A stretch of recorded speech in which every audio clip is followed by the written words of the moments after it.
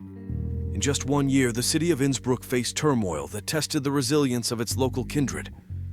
What began as simple politics and scheming was soon overshadowed by a series of unsettling events, culminating in a hunter's attack on New Year's Eve.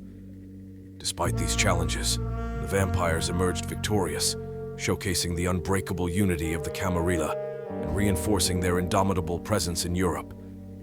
The election of the new prince, Samuel Mayer, marked a turning point. His pragmatic approach proved to be precisely what the city needed.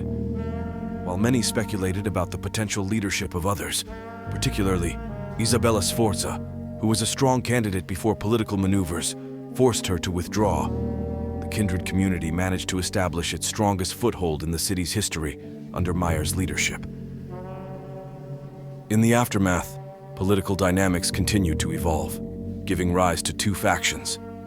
The first, led by Prince Mayer, faces uncertainty regarding loyalty as the search for Nazi treasures threatens to reignite conflict within the vampire community. The second faction, led by Leonard Seidler, the regent of Clan Tremere, has grown bitter from the lack of support and information from his superiors. Despite this, he is not alone. With assistance from a group of vampires sent by the Tremere Pyramid and the formation of the city's first official coterie, the Society of Freethinkers, Seidler and his allies are consolidating power. Ramona faced numerous challenges at the beginning, but with guidance from her mentor, Raphael, and adapting to the new environment of Innsbruck, she managed to overcome her shyness and make her mark in kindred society. Although it was revealed she is the child of an arson, Ramona chose not to exploit this influence. Instead, she dedicated herself to fostering a better society for vampires. She even transformed her appearance, adopting the garb of a nun over her usual leather and baggy clothes, and began dispensing information through confessions. This shift made her an indispensable member of the vampire community, despite some viewing her as overly zealous in her virtuous endeavors. Moreover, there are whispers of a Quake player dominating the multiplayer lobbies of Austria under the alias Cool Nun. Could this be more than mere coincidence? Marie Leitner was on the brink of destruction, facing threats from both her own clan and the Camarilla at large due to complications involving the Nameless One. Nevertheless, through her hard work and unwavering dedication, she demonstrated her true allegiance. She established a network of informants, police officers, and detectives, aiming not only to assist the local vampire authorities, but also to ward off any threats to the vampires in Innsbruck. Over time, she has proven to be indispensable to the sect. However, her standing within her clan remains uncertain due to a significant revelation. She is incapable of wielding blood sorcery. This inability casts doubt on her prospects of ascending the ranks within the Tremere hierarchy. Beryl seemingly changed during the years after the war with the Hunters and the Nameless One. Many speculate that this transformation is due to his new role as Chancellor, the Keeper of Boons in the city. Perhaps it is because he took it upon himself to assist with the Masquerade by creating a cleanup agency called Das Clean, which aids the kindred with their mishaps. There are a few who say that the gargoyle underwent some major changes in his demeanor, but aren't quite certain what they are. Beryl himself asserts that he is fine. Regardless of the situation, the vampire has shown that he is valuable to both the Camarilla and Clan Tremere. Dr. Tobias von Nachtnebel vanished for a while after the war with the Nameless One, becoming somewhat of a recluse. Upon his return, the city buzzed with stories of a vigilante roaming the streets of Innsbruck at night, dispensing justice among those who dared to harm the innocent. Few could believe that this figure was the same person, especially since Tobias had risen to greater prominence in the mortal world by funding additional scientific research and medical breakthroughs. Who would have the time to act as a vigilante amidst such a busy workload? Horace faced considerable challenges in regaining the trust of the local vampires in Innsbruck, primarily due to Felix's betrayal.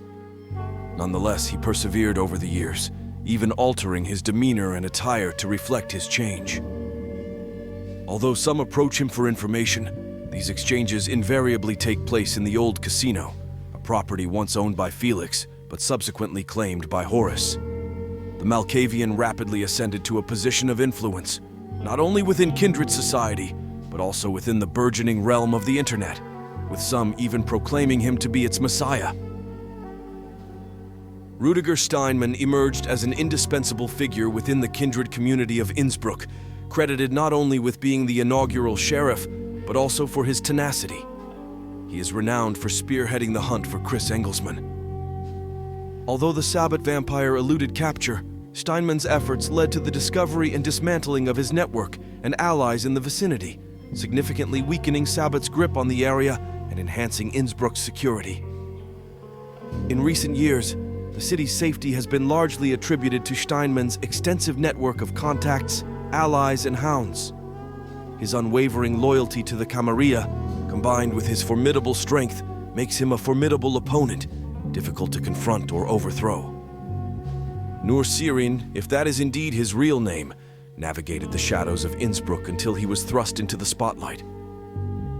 It came to light that his lineage was not of the Gangrel, as many believed, but of the Ravnos. This revelation was supported by new Ravnos arrivals from the east, who leveled accusations against him. While some viewed his actions as grievous offenses, others dismissed them as mere consequences of his tainted blood, citing the strict caste system upheld by the Eastern Ravnos. However, before any repercussions could befall him, the Camarilla sect, under the leadership of the Prince of Innsbruck, rallied in support of Nur, expelling those Ravnos who had accused him. With his true nature revealed, Nur Sirin swiftly leveraged his connections, rising to become the de facto underworld kingpin of the Austrian Alps.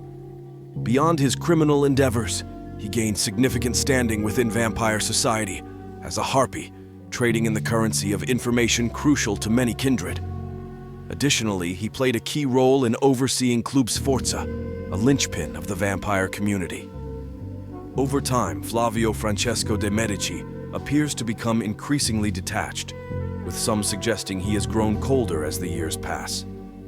Nonetheless, he remains one of the leading historical minds in Innsbruck, attracting other bright intellects to the city and establishing a stronghold within the academic community.